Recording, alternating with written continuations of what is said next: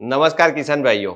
मक्के की खेती के लिए हमने जो पहला पार्ट वीडियो का देखा था, उसमें हमने सब बात की थी कि वेराइटल सिलेक्शन कैसे करते हैं, उसके बाद प्लांटिंग का जो डिस्टेंस मेंटेन करते हैं वो कैसे करते हैं, और साथ ही साथ में पहला 15 दिन का जो फर्टिलाइजर मैनेजमेंट है वो भी आपको बताया था। और साथ ही साथ में हमने बात की थी कि आगे की वीडियो में हम देखेंगे कि मक्के में क्रॉप प्रोटेक्शन यानी कि खरपतवार नियंत्रण और कीट रोग नियंत्रण के बारे में बात करेंगे। तो किसान भाइयों, आज हम आपके पास लेके आए हैं कि क्रॉप प्रोटेक्शन का मेन मुद्दा है वो कवर करेंगे, और उसके साथ में अलग-अलग और भी 2-3 टॉपिक साथ-साथ में हम कवर करेंगे। तो आप हमारे साथ बने रहिए। इम्पोर्टेंट बात यहाँ पे ये है कि आपकी मक्के की खेती में जो खरपतवार है, खास करके दूधनी है, बड़ी चुलाई है, छोटी चुलाई है, 2-3 तरह की वेल आती है, वो सब गोल पत्ती वाले जो हम बोलते हैं, और सावा ग्रास है, मोथा ग्रास है, जो उसको सकड़ी पत्ती वाले या तो लंबी पत्ती वाले या तो ग्रामीणी फैमिली वाले बोलते हैं हम। तो ये सब घास को आपको सही तरह से नियंत्रण करना है, तो आप कैसे कर सकते हैं? तो उसके लिए आप हमारे साथ बने रहें। आपने अभी तक सब्सक्राइब नहीं किया है तो अभी आप सब्सक्राइब करें, लाइक करें और बेल आइकन को दबा के रखें, तो हर बार आपको ये नई-नई जो इन्फॉर्मेशन खेती विषयक देते हैं वो आपके साथ आती रहे। और कमेंट करना ना भूलें। तो किसान भाइयों, हम शुरू करते हैं। पहला और मुख्य मुद्दा आज के टॉपिक का, खरपतवार नियंत्रण। खरपतवार नियंत्रण ज्यादातर मक्के में बहुत इंपॉर्टेंट है, क्योंकि ये खरीफ की फसल है। खरीफ में जैसे ही बारिश होती है तो मक्के के साथ-साथ अलग-अलग खरपतवार निकल के आते हैं, और लगभग-लगभग 30, 35, 40 दिन तक अगर आपने खरपतवारों का नियंत्रण अच्छी तरह से नहीं किया, तो मक्का छोटा रह जाएगा, उसमें बहुत सारे प्रॉब्लम आने की संभावना है। चूसक कीटे हैं या तो दूसरे कीट रोग आने की संभावना ज़्यादा बढ़ जाती है, और साथ ही साथ में आपका प्रोडक्शन भी लॉस होने की संभावना रहती है। तो खरपतवार नियंत्रण को हम 3 हिस्सों में डिवाइड करते हैं। पहला प्री इमर्जेंस यानी कि बिजाई के साथ में या तो 0 डेज पे। दूसरा अर्ली पोस्ट इमर्जेंस यानी कि बिजाई के 3 दिन से लेकर 10 दिन वाला पार्ट। और तीसरा पार्ट है जो कि 10-15 दिनों से लेके 25-30 दिनों तक का जो पार्ट है वो। तो ये एक समय के आधार पे है, और दूसरा उसमें जो हम इंटरवेंशन मतलब जो दूसरा डायमेंशन हम देखेंगे, वो दूसरा डायमेंशन है गोल पत्ती वाले हैं या सकरी पत्ती वाले हैं। तो उसके आधार पे दवाई का सिलेक्शन करना बहुत ज़रूरी है। किसान भाइयों, अगर आपको ऐसा लगे कि बहुत ही कम खरपतवार आया है, तो एक आध दो निराई-गुड़ाई हाथ से भी कर सकते हैं। मेरा ऐसा मानना है कि एक आध दो तो आप हाथ से करवाओ, अगर पॉसिबल नहीं है तो दवाइयाँ तो है ही। तो हम यहाँ पे दवाइयों का ज़िक्र ज़्यादा करेंगे, क्योंकि निराई-गुड़ाई का मामला है तो मुझसे तो ज़्यादा आप जानते हैं। तो किसान भाइयों, अभी हम शुरू करते हैं अर्ली पोस्ट इमर्जेंस और प्री इमर्जेंस। 2 चैप्टर साथ में खत्म करेंगे, समझने के लिए बहुत ज़रूरी है। आपका खेत आपके कंट्रोल में है, समझना कि आपका इरिगेशन पानी वगैरह आपके कंट्रोल में है, और आप कंट्रोल कर सकते हो, तो आपको एथ्रस यानी एट्राजिन 50% सॉल्ट वाला आपको रसायन लेना है, जिसको 500 ग्राम प्रति एकड़ के हिसाब से आपको छिड़काव करना है उल्टे पैर चल के। और कब करना है कि बिजाई से तुरंत बाद, पानी देने से पहले। अगर मानो कि आप ये ऐसा नहीं कर पाए कि आपकी खेती रेनफेड है, बारिश के ऊपर आधारित है, तो आपने बिजाई कर दी, खेत रेडी था, फर्टिलाइजर डाला हुआ था, बिजाई कर दी, और 1 या 2 या 3, 5 दिन के बाद बारिश हुई। तो बारिश होने के बाद मक्का भी बाहर आएगा, और साथ ही साथ में खरपतवार भी बाहर आएँगे, और आपने कोई हर्बिसाइड का उपयोग नहीं किया है। तो यहाँ पे अगर आपको ऐसा लगता है कि खरपतवार बहुत नॉर्मल सिचुएशन में आ रहे हैं, तो वही एतराज़ 50% एट्राज़िन वाला जो सॉल्ट है, वो 8 दिन से लेके 15 दिन की अवधि के अंदर आप खड़ी फसल में स्प्रे कर सकते हो। लेकिन शर्त ये है कि जो घास है वो 2 से 3-4 पत्ती के होने चाहिए, उससे ज़्यादा बड़े होने नहीं चाहिए। सावा ग्रास अगर बड़ा हो गया है तो वो कंट्रोल नहीं होगा। इसलिए अब मैंने बताया 8 से लेके 15 दिन, तो 8वें और रोज़ खेत जाओ, उग के बाहर आ रहा है, तुरंत उसको नियंत्रण में लो। मक्के को कुछ नहीं होगा, घास कंट्रोल हो जाएगा। बराबर? अभी आपको ऐसा लगता है कि मेरे खेत में, जैसे मैंने 2 डायमेंशन में बात की थी, एक तो पीरियड, हमने अभी पीरियड की बात कर ली, प्री इमर्जेंस की बात कर ली, अर्ली पोस्ट इमरजेंस की बात कर ली। अभी अर्ली पोस्ट इमरजेंस में अगर आपके खेत में गोल पत्ती वाले ज़्यादा है और सकड़ी पत्ती वाले घास ग्रामीणी फैमिली वाले ज़्यादा है, तो आपको इस टाइम पे मिसोजिन एक्स्ट्रा लेना चाहिए, बराबर? मिसोजिन एक्स्ट्रा 1400 मिली प्रति एकड़ के हिसाब से आप छिड़काव करना चाहिए, जो आप 8 दिन से लेके 10 दिन तक, बराबर? या तो 8, 10 दिन, 15 दिन तक आप उपयोग कर सकते हो। अभी क्या है कि आपके पास पानी का कंट्रोल नहीं था, आपने बारिश के आधारित पे किया था, तो फर्टिलाइज़र, बिजाई वगैरह हो गया, खेत रेडी था और फिर अचानक 2-3 दिन, 4 दिन के बाद बारिश आई और बारिश आने के बाद घास निकलने लगी, मक्का भी निकलने लगा, बराबर? तो आपको उस समय पे नियंत्रण करने के लिए तो आपको मिसोजिन एक्स्ट्रा लेना चाहिए, जो आप 8 दिन से लेके 10-15 दिन तक उपयोग कर सकते हो। तो आपको रेडी रहना है, तो ये दवाई आपके लिए बहुत ही कारगर सिद्ध होगी, बहुत अच्छी दवाई है। आप इसका उपयोग करके घास को 80-100% तक नियंत्रण कर सकते हो। यहाँ पे भी आपको 2-3 बातें का ख्याल रखना है। पानी 150 से 200 लीटर प्रति एकड़ लेना है, 1400 मिली दवाई लेनी है और घास की जो अवस्था है, 2, 3, 4 पत्ते तक नियंत्रण होगी। अगर वो उसका तना बड़ा हो गया, मैच्योर हो गया, रूट जड़ें बहुत ज़्यादा डाल दी है, तो ये नियंत्रण में नहीं होगा, 50-50 होगा। किसान भाइयों, अभी हम थोड़ा आगे बढ़ते हैं पोस्ट इमरजेंस में। पोस्ट इमरजेंस में मानो कि आपकी फसल हो गई 20 से 30 दिन की। मानो कि पहले आपने एतराज का यूज़ किया था या नहीं किया था, बराबर? बीच में आपको बारिश हो गई और कोई मौका नहीं मिला घास को नियंत्रण करने का। लेकिन अभी मानो कि 20 दिन के आसपास में आपको मौका मिलता है, घास नई-नई आ रही है, मक्का भी धीरे-धीरे बढ़ रहा है। तो इस समय पे आपको एंटाइज़र लेना चाहिए। एंटाइज़र 20 दिनों से लेके आप 30-35 दिन तक उपयोग कर सकते हो और इसमें बहुत इंपॉर्टेंट बात है कि इसका मोड ऑफ एक्शन सबसे अलग है।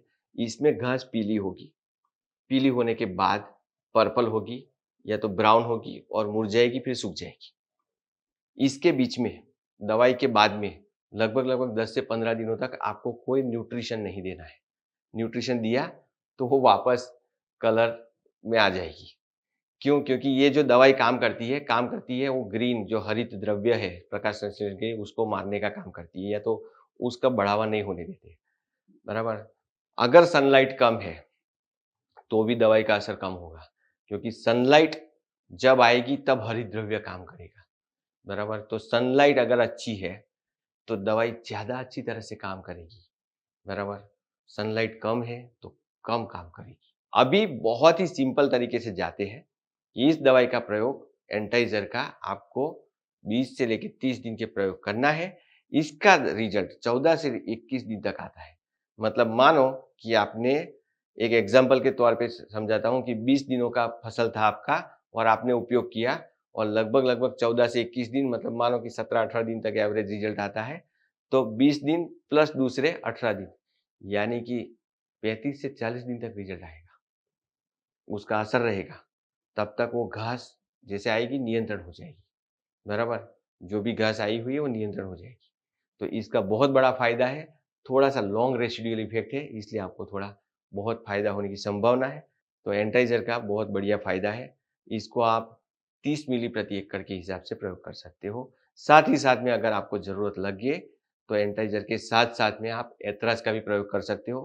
किसान भाइयों, इस पोस्ट इमरजेंस में एक बहुत ही ज़रूरी समझना है कि अगर घास वर्गीय ज़्यादा है और अगर आपके वहाँ गोल पत्ती वाले ज़्यादा है, तो आप टेरिन ले सकते हो। अभी टेरिन की जो मोड ऑफ एक्शन है, वो भी कहीं न कहीं बहुत अलग टाइप की है। इसका बहुत ही जल्दी-जल्दी रिज़ल्ट मिलता है आपको। टेरिन अगर आपने लगाया, तो टेरिन लगाने के बाद क्या होता है कि उसमें तुरंत ही पर्पल या ब्राउन कलर के हो जाते हैं 3 से 4 दिन में, बराबर? तो इसका रिज़ल्ट बहुत फ़ास्ट आएगा। आप 18-20 दिनों से लेके आप 30 दिनों तक प्रयोग कर सकते हो। प्योरली पोस्ट इमरजेंस है, तो फिर से एक बार रिपीट करता हूँ, बहुत लंबा का शॉर्ट एकदम, बिजाई के तुरंत पहले अगर आपको जाना है, आपके खेत में आपका पानी कंट्रोल में है, तो आप जा सकते हो एथराज पे, उसका सॉल्ट है एट्राज़िन 50%। और अगर आपने बिजाई कर दी, आपका बारिश के ऊपर आधारित है और आपके दिन थोड़े ज़्यादा हो गए हैं, तो एतराज़ का वापस आप उपयोग कर सकते हो। वापस नहीं करना, पहले नहीं किया है तो अभी एतराज़ का उपयोग कर सकते हो। और उसके बाद में आपको लगता है कि घास ज़्यादा हो गई है, तो आपको एट्राजिन प्लस दूसरी एक रसायन, नया रसायन है मिसोजिन एक्स्ट्रा, उसका प्रयोग कर सकते हो। 8 दिन से लेके 15 दिन तक आप उपयोग कर सकते हो। और पोस्ट इमरजेंस में जब भी आ जाते हैं, तो जैसे बताया कि एक एंटाइज़र है और दूसरा टेरिन है, बराबर? तो समय और घास के आधार पे ये हमने आपको पूरा का पूरा इन्फॉर्मेशन दिया। आशा करता हूँ कि आपको उपयोग में होगा। अगर इसके अलावा कोई घास है तो आप कमेंट में डाल सकते हो, जिसका हम आपको आपकी भाषा में कुछ अलग नाम है तो भी डाल सकते हो, तो हम आपको जवाब देंगे।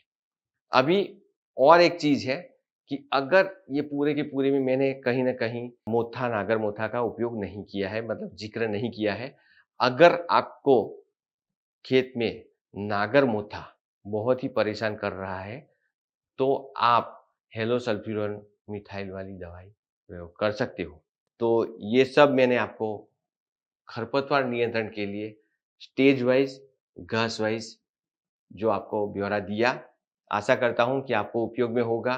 फिर भी अगर आपको ऐसा कुछ भी डाउट लगे, खरपतवारनाशी है, बहुत ही मामला एकदम ऐसा है कि बहुत नज़दीकी मामला है, नुकसान होने का, फ़ायदा होने का भी। तो किसान भाइयों, दवाई तो बहुत बढ़िया है। हमारे अलावा भी बहुत सारी दूसरी कंपनियों की भी अवेलेबल है। हमारी भावना ऐसी है कि आपको शुरुआत के 0 डेज़ से लेके 30, 35, 40 दिन तक, 50 दिन तक खरपतवार नियंत्रण में रहे, ताकि आपका जो फसल है, अच्छी तरह से वृद्धि विकास कर पाए और आपका जो डाला हुआ फर्टिलाइज़र है, वो 100% यूज़ हो जाए।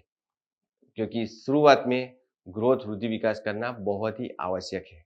तो ये यहाँ पे हम खरपतवारनाशी का प्रोग्राम खत्म करते हैं और अभी उसके नेक्स्ट स्टेप में जाते हैं कि एक ही बहुत बड़ी इल्ली यानी कि फॉल आर्मीवॉर्म का बहुत बड़ा प्रश्न आता है, उसके बारे में चर्चा कर लेते हैं कि फॉल आर्मीवॉर्म एक ऐसी घटना है, मतलब ऐसी एक घटनाक्रम बोलूँगा मैं, क्योंकि वो आती है, दिखती नहीं है। बहुत ज़्यादा मात्रा में आती है। पैचेज़ में आती है। फिर अचानक आपको लक्षण दिखने लगते हैं। तो लक्षण कैसे दिखते हैं कि भई अंदर से जो नया पत्ता आता है, तो कहीं-कहीं छोटी-छोटी लाइनिंग में इल्ली खाती है। छोटी इल्ली है, छोटा-छोटा खाया है, तो आपका छोटा-छोटा सफ़ेद पारदर्शी आपको छेद जैसा दिखेगा। एक्चुअली छेद नहीं होता है, पतला-सा ट्रांसपेरेंट लेयर होता है पॉलीथिलीन जैसा, तो वैसा दिखने लगता है। तो कभी-कभी बड़ी इल्ली हो जाती है, तो पूरा का पूरा छेद छन्नी जैसा भी कर देती है और कभी-कभी तो वो नया पत्ता आता ही नहीं, सिर्फ़ वेन आती है उसकी, मिड-ड्रिप आती है। तो मिड-ड्रिप को अलावा सब खा जाता है और उसमें कभी-कभी एक्सक्रीटा मतलब उसका जो टॉयलेट होता है वो अंदर होता है तो बहुत गंदा भी दिखता है।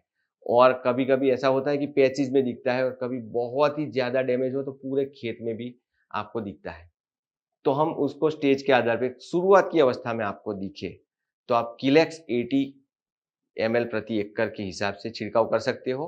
15 से 16 लीटर की टंकी हो तो आपको उसमें 8 से 10 मिली डालना है और कम से कम 8 से 10 पंप करना है। लेकिन आपको याद रखना है कि 80 ml जाना चाहिए, 80 मिली जाना चाहिए प्रति एकड़ और 10 पंप तो होने चाहिए, बराबर? या 150 से 200 लीटर पानी जाना चाहिए। तो अच्छी तरह से फैल के जाएगा, अंदर तक जाएगा, कॉन्टैक्ट भी है, थोड़ा सिस्टमैटिक भी है, तो इल्लियों पे असर होगा। अगर आपको लगता है कि अभी ये स्टेज पार कर गया है, अभी ये छोटी-मोटी दवाई नहीं चलेगी, शुरुआती अवस्था नहीं है, तो आपको सीधा जाना है कॉपीगो पे। कॉपीगो ऐसी दवाई है कि जिसमें भी 2 सॉल्ट है, क्लोराम्फेनिकोल प्लस कॉन्टैक्ट पॉइज़न वाला है, तो आपको डबल काम करेगा, लंबे अरसे तक काम करेगा और टमक प्लस कॉन्टैक्ट भी मिलेगा आपको, तो आपको डबल बेनिफिट की वजह से थोड़ा जल्दी नियंत्रण मिलेगा और लंबे अरसे तक मिलेगा। तो आप कॉपीगो पे जा सकते हो, उसका भी मेज़रमेंट है 80 ml प्रति एकड़ और सबसे जानी-पुरानी है दवाई रेपिजेन। अगर आपने पहले मानो कि किलेक्स का प्रयोग कर लिया और आपको ऐसा लगता है कि 1 हफ्ते 10 दिन के बाद फिर से आपको इल्लियाँ जीवंत दिख रही है अंदर, तो आप रेपिजेन का प्रयोग करो। रेपिजेन का प्रयोग किया तो ये मेरी रिकमेंडेशन है। यही दवाई मार्केट में अलग-अलग नाम से भी मिलती है। तो आप कोई भी दवाई प्रयोग कर सकते हो। दूसरा ख़ास ध्यान रखना है कि मक्के का पत्ता सीधा होता है, मानसून है, बादल छाए रहेंगे या तो धूप होगी, बारिश आने की संभावना रहेगी, तो उसके साथ स्टिकिंग एजेंट प्रयोग करना बहुत ही ज़रूरी है कि म मक्के के पत्ते ऐसे सीधे रहते हैं, दवाई आपको टच नहीं हुई, नीचे निकल जाएगी। पत्ते को कवर नहीं करेगी, तो आपको वेटसिल प्लस जैसे जो चिपको या उसके साथ एक्टिवेटर आते हैं, वो आपको प्रयोग करने हैं।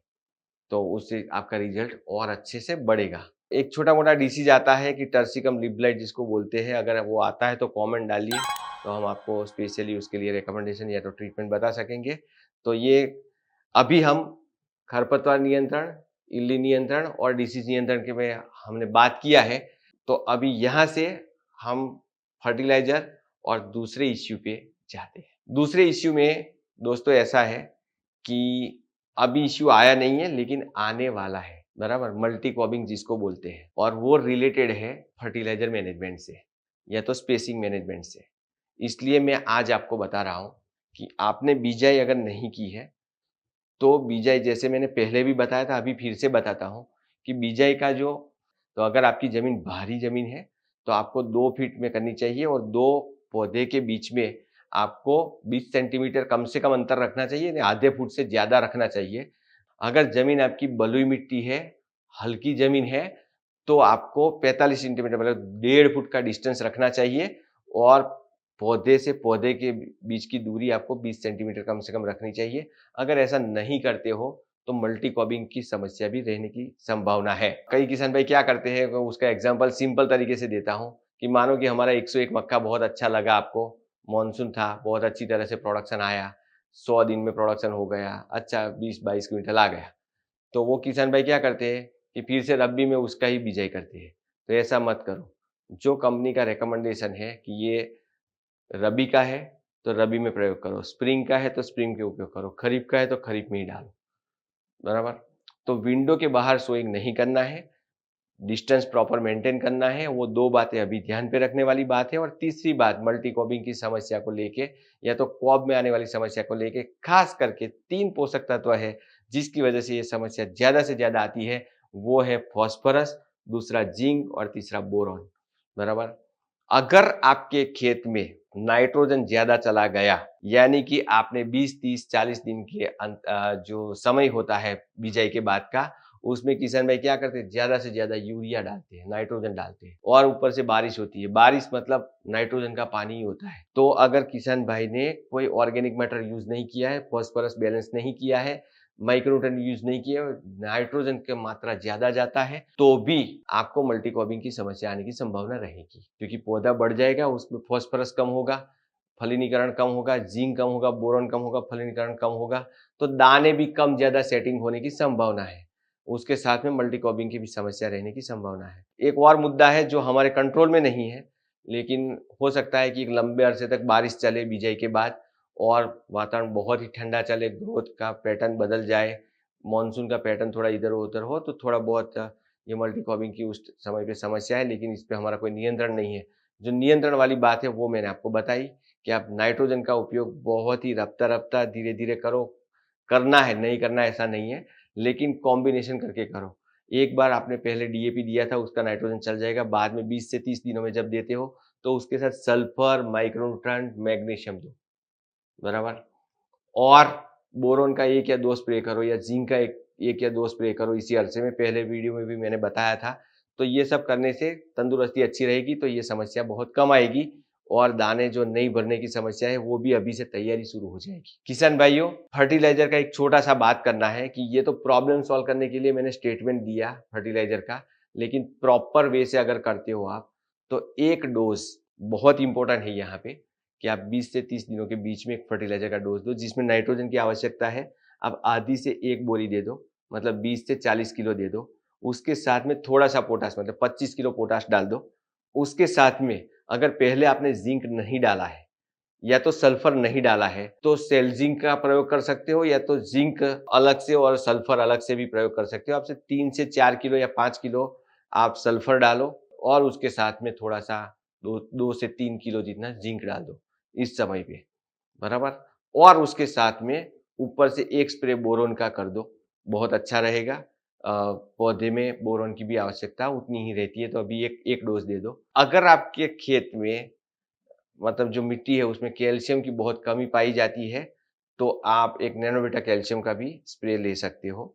क्योंकि इस समय पे मक्का बहुत जल्दी से बढ़ता है, उसको कैल्शियम भी ज़्यादा चाहिए, तो कैल्शियम का एक डोज आने से ग्रोथ, वृद्धि, विकास तो अच्छा रहेगा। साथ में आपको जो प्रतिकार शक्ति है रोगों के सामने लड़ने की, वो भी बरकरार रहेगी, अच्छा रहेगा। और दूसरा डोज आपको 45 से 50 दिन के बीच में देना है कि उसके बाद में टेसल और सिल्क आएगा, मतलब भुट्टा आना शुरू हो जाएगा, उसके लिए पूर्व तैयारी होगी। तो उसके उस समय पे भी आपको न्यूट्रिशन मैनेजमेंट बहुत अच्छी तरह से करना है। वहाँ पे आपको आधी बोरी ही यूरिया देना है और पूरा फुल 1 बैग पोटाश देनी है। अगर पहले आपने मैग्नीशियम नहीं दिया है तो अभी ये लास्ट मौका है, आप 10 से 15 किलो मैग्नीशियम दे सकते हो। और पहले आपने जिंक नहीं दिया है तो अभी आपको जिंक देने की आवश्यकता रहेगी, 101% आपको देना पड़ेगा यहाँ पे, क्योंकि अभी भुट्टा बनेगा, उसके दाने बनेंगे, दानों में दूध आएगा, तो सबके लिए हेवी न्यूट्रिशन चाहिए। उस समय के पत्तों की आवश्यकता ज़्यादा रहेगी, पत्तों में ग्रीनरी की आवश्यकता ज़्यादा रहेगी, तो आपको बड़े पत्ते करने के लिए नाइट्रोजन से लेके फॉस्फोरस और उसके साथ ही साथ में कैल्शियम, जिंक और बोरॉन की भी आवश्यकता रहेगी। तो आपको कहीं पे भी ये चूक नहीं करनी है, जैसे मैंने डोज बताया वैसे करना है। अगर आपको ऐसा लगे कि कहीं न कहीं थोड़ा स्ट्रेस आ रहा है कि 20 दिनों और 30 दिनों के बीच में अगर बारिश नहीं हो रही है, 20 से 40 दिन का जो एक्टिव वृद्धि विकास की अवस्था है, बारिश खींच गई है, नहीं हो रही है, तो आपको हाई मैनेजमेंट वैरायटी में जैसे कि 130, 35, 40 दिन की कोई भी वैरायटी है आपकी, तो वहाँ पे आपको एक इरिगेशन भी देना ज़रूरी है। जो फर्टिलाइज़र देते हो, तो वो इरिगेशन के साथ, पानी के साथ दे सकते हो, आप सिंचाई के साथ दे सकते हो। और उसके साथ ही साथ में दूसरा एक पॉइंट है, 50 दिनों के आसपास में अगर बारिश अच्छी तरह से नहीं होती है, ज़मीन में नमी नहीं है, आपको स्ट्रेस लग रहा है, तो वहाँ पे भी एक पानी देने की आवश्यकता है। जैसे 101 वैरायटी है, उसमें बहुत ज़रूरत नहीं पड़ेगी, लेकिन 1232 है, 1233 है, 1235 है, 111 है, 1221 है, तो उस जैसी वैरायटियों में आपको ज़रूरत पड़ेगी कि आप 50 दिन के आसपास में तकरीबन 1 महीने तक बारिश नहीं गिरती है, पत्तों पे आपको असर दिख रहा है, ज़मीन सूख गई है, ज़मीन बलुई है, बलुई दोमट है, तो आपको एक इरिगेशन देना ही पड़ेगा और उसी टाइम पे आपको फर्टिलाइज़र भी डाल दो, बहुत अच्छा रहेगा, बराबर? तो ये पानी का प्रबंधन कब करना चाहिए, कैसे करना चाहिए, वो भी मैंने बता दिया। उसके साथ में फर्टिलाइज़र की आवश्यकता क्या है, वो भी मैंने बता दिया। क्रिस्प में एकदम पॉइंट टू पॉइंट बता देता हूँ, 20 से 30 दिन के अंदर जो अंतराल है, वहाँ पे आपको एक फर्टिलाइज़र डोज़ डालना है। एक 40 से 50 दिन का है, उसमें फर्टिलाइज़र का डोज़ डालना है। 20 से 30 दिन वाला है, उसमें यूरिया, नाइट्रोजन आपको 20 से लेके 40 किलो डाल सकते हो। उसके साथ में पोटाश सिर्फ 25 किलो डालना है। उसके साथ में जैसे मैंने बताया मैग्नीशियम, सल्फर, ज़िंक डालना ज़रूरी है। ऊपर से आप 1 राउंड बोरॉन का कर सकते हो। 40 से 50 दिनों वाला जो फैक्टर है, वो जो उम्र है, उसमें पूर्व तैयारी है फ्लावरिंग की, इसलिए उसमें नाइट्रोजन कम देना है, मतलब 25 किलो ही देना है, लेकिन पोटाश पूरा 50 किलो देना है। उसके साथ में अगर पहले आपने माइक्रोन्यूट्रिएंट नहीं डाले हैं, मैग्नीशियम नहीं डाला है, सल्फर नहीं डाला है, तो आप इस समय पे डाल सकते हो। ओके, तो ये बहुत ही क्रिस्पी मैंने बताया। दूसरा एक प्रॉब्लम बता देता हूँ कि ये तो स्ट्रेट फॉरवर्ड था, उसके साथ एक प्रॉब्लम बता देता हूँ। प्रॉब्लम ये है कि कभी-कभी पानी ज़्यादा बरस जाता है।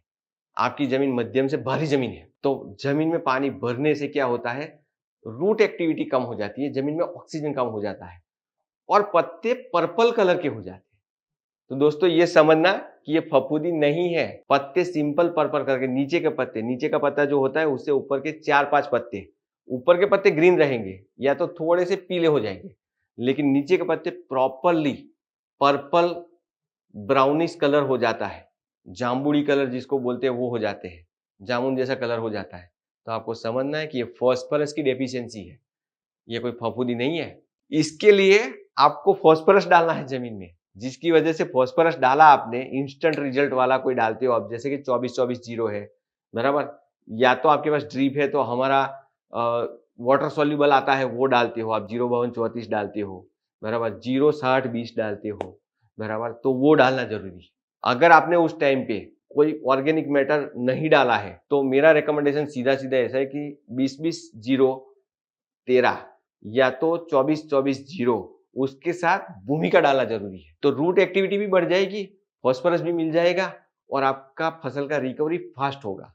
टर्सिकम ब्लाइट आने की संभावना है उस टाइम पे, तो आप फंजीसाइड डाल सकते हो, मैं फंजीसाइड डालने से रोक नहीं रहा हूं।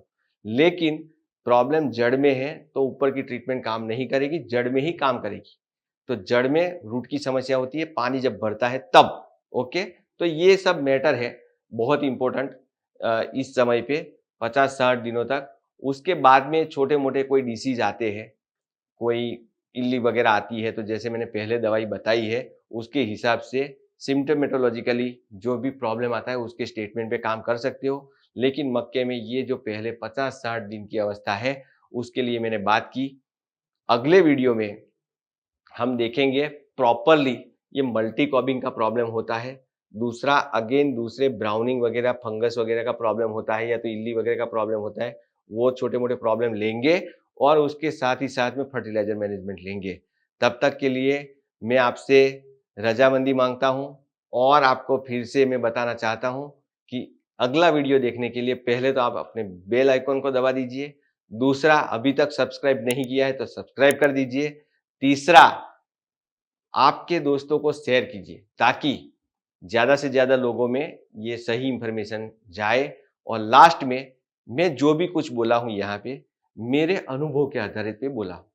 मेरा अनुभव और आपका अनुभव अलग हो सकता है। मेरी भाषा आपकी भाषा अलग हो सकती है। मैंने जो खरपतवार के नाम बोले हैं आपके वहाँ कुछ अलग हो सकते हैं। तो खरपतवार नियंत्रण हो, स्टेज वाला काम हो या तो वेराइटी वाला काम हो या तो फर्टिलाइजर वाला, कोई भी शब्दों में फर्क लग रहा है आपको, कहीं पे कनेक्शन नहीं बैठ रहा है, तो आप अचूक कमेंट करके पूछ सकते हैं। हमारे एग्री डॉक्टर आपको जवाब देने की कोशिश करेंगे। मैं भी आपको जवाब देने की कोशिश करूंगा। बहुत बहुत धन्यवाद। थैंक यू वेरी मच किसान भाइयों।